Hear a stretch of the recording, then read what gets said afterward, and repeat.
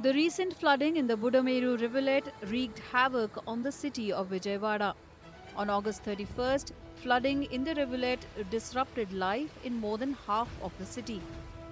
The flooding was the result of record rain in several parts of Andhra Pradesh due to a depression in the Bay of Bengal.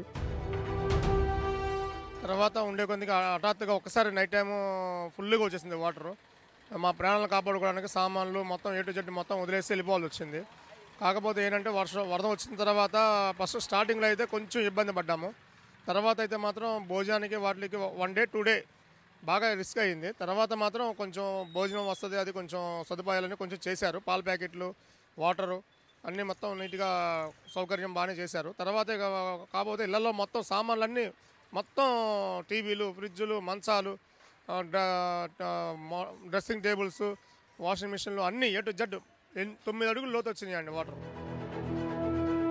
The flooding put a spotlight on the consequences of encroachment on natural water bodies. Budameru, a small rivulet originating in the Khammam district of Telangana, flows through the NTR district before draining into Kolleru Lake in Eluru. Kolleru Lake in turn empties into the Bay of Bengal through the Upputteru River, which serves as the lake's sole outlet channel. Torrential rains combined with the inflow from the swollen Budameru rivulet caused widespread flooding in many parts of Vijayawada.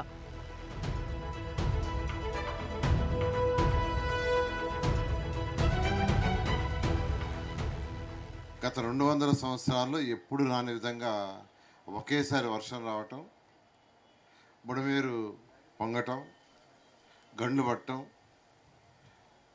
అదేవిధంగా Krishna river కూడా ఎప్పుడు రాని విధంగా 11.43 లక్షల క్యూసెక్కులు water రావటం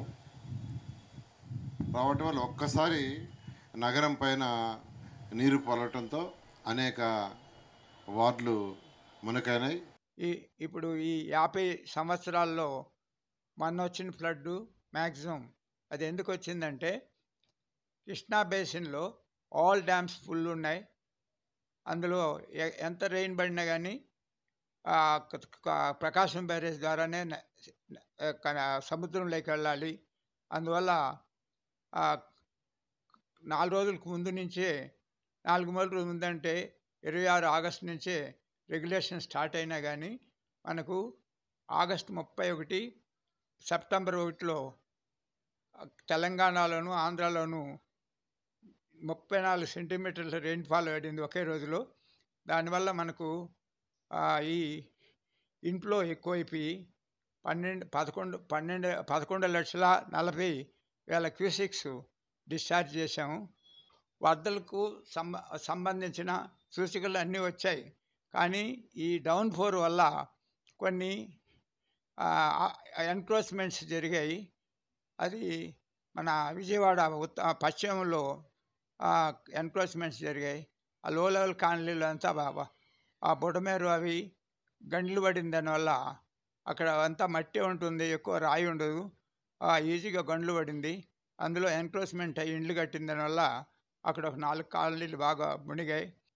4 రోజులకు ముందు నుంచే 4 రోజుల ముందంటే 26 ఆగస్టు నుంచే రెగ్యులేషన్ స్టార్ట్ అయినా కానీ మనకు ఆగస్టు 31 సెప్టెంబర్ 1లో తెలంగాణలోను ఆంధ్రాలోను 34 సెంటీమీటర్ల రెయిన్ఫాల్ పడింది ఒకే రోజులో. దానివల్ల మనకు ఈ ఇన్ఫ్లో ఎక్కువైపోయి 11,40,000 క్యూసెక్స్ డిశ్చార్జ్ చేశాము. After a week of flooding, water started receding throughout the city as the inflow into the Budameru rivulet reduced to some extent. The state government then initiated large-scale sanitation operations and began working on ensuring that contagious diseases do not break out. Medical camps in the flood-hit areas have also been set up. सबका बहुत नुकसान हो गया sir. And आ रहे पानी का tanker लेके आ रहे, फायर का भी आ रहा है, आके पूरा घर पूरा साफ कर रहा है. लेकिन थोड़ा ट्राई कर रहे हैं वो लोग के हिसाब से, वो लोग ट्राई कर रहे हैं लेकिन जल्दी नहीं हो पा रहा है. अगर इसके वजह से हेल्थ बहुत सारे लोग का हेल्थ ख़राब हो रहा है, पैर ख़राब हो गया, बहुत सारे लोग का पानी में जाके आके थोड़े लोग का हेल्थ ख़राब हो गया, बुखार आ गया थोड़े लोग को. చంద్రబాబు నాయుడు గారి ఇటు అధికారులతోని ఇటు నాయకులతోని అందరితోని పర్యవేక్షణలో ఈ అత్యంత వేగంగా ఈ ఊర్మిళ నగర్ కోలుకుంది. అందరికీ నిత్యావసర వస్తువులతో పాటు అలాగే దుప్పట్లు, అలాగే కూరగాయలు, రైస్ ప్యాకెట్లు కూడా అందజేయడం జరుగుతుంది. తినుబండరాలు కూడా అందుతూ ఉంది. ఎన్నడూ లేని విధంగా ఈ చాలా సంస్థలు, స్వచ్ఛంద సంస్థలు ప్రతి రాష్ట్రం నలుమూలల నుంచి వచ్చి సహాయ కార్యక్రమాలు చంద్రబాబు నాయుడు గారి పిలుపు మేరకు అందరూ వచ్చి ఇక్కడ మరి సేవా కార్యక్రమాల్లో Mulugu తేలుతున్నారు. Across the state, at least 45 people have died due to flood-related incidents. 2 lakh houses, including 1.4 lakh single-floor residences, have suffered extensive damage due to the floods.